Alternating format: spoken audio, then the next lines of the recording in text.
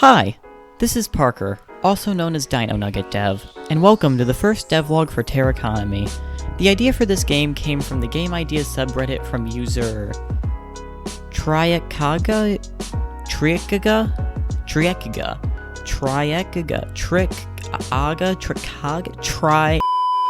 saying that his idea was for an absolutely empty game world and 1 coin in your virtual account.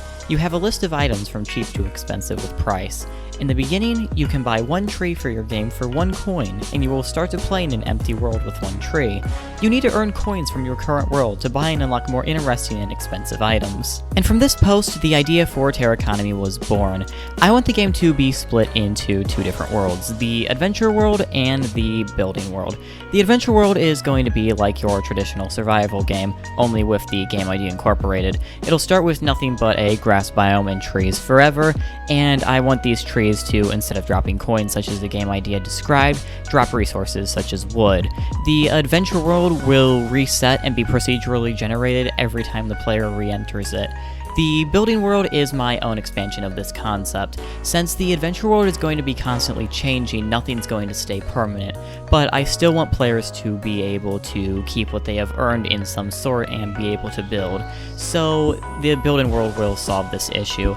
It's essentially going to be a giant island that stays static, where players are able to utilize the resources that they found in the adventure world, from crafting to building. This is going to kind of act as like the player's home base.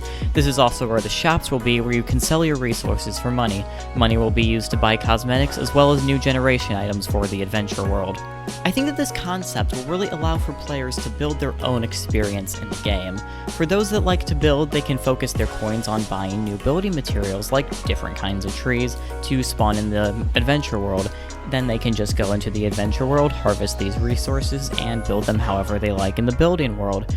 Contrary to this, for people who are more daring, they can focus their efforts on unlocking new dungeons, new biomes, new bosses, whatever they want to explore or take on.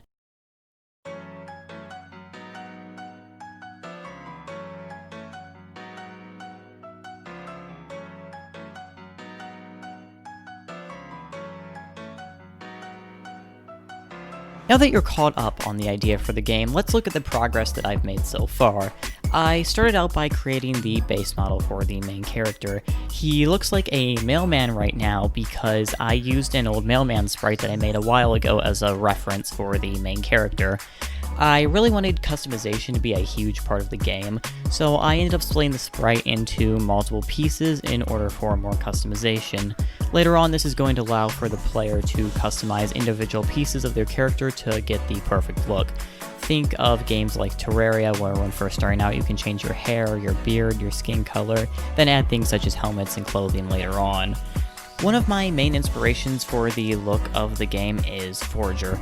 I really like the simplicity of the graphics, so I tried to recreate that feel with my own style. I made these very basic tiles, then used an amazing program I found called Tile Setter in order to create the sprites for auto tiling to work. Once these were in the game, I was able to get a feel for how the overall game would look. With tiles in, I just needed a way for the game to place them. I decided to use very basic simplex noise in order to generate the world. After a lot of YouTube tutorials and tweaking, I was able to get it working. Bam, procedural generation, done. For performance's sake, I wanted the game to be split into chunks in a similar way that Minecraft does. After about a day of trying to write this myself, I finally got it to where chunks will be loaded in a 3x3 square around the player. I can dynamically change how many tiles this is in case I need to tweak it later. Since most of the world will be randomly generated, I also had to create a system to store already loaded chunks.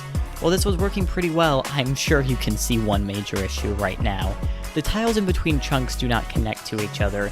I was going to fix this, but at the time it didn't seem like a critical bug, which I could always come back to later, so just bear with it for now. The final thing I decided to do was add trees into the game. Since these would be the one thing that stayed persistent within the adventure world no matter how far through you were, I wanted to make sure that these were done right. I ended up creating 3 different sprites for the tree, a sapling, an intermediate, and a fully grown. While only fully grown trees can currently spawn, I do plan to add the other stages later on. I just ended up running out of time this week. And yeah, that's about all I have so far. If you enjoyed this video or the game, be sure to like and subscribe to follow its progress. I check all comments, so be sure to tell me any suggestions you have for the game. Thanks for watching, and I'll see you in the next one.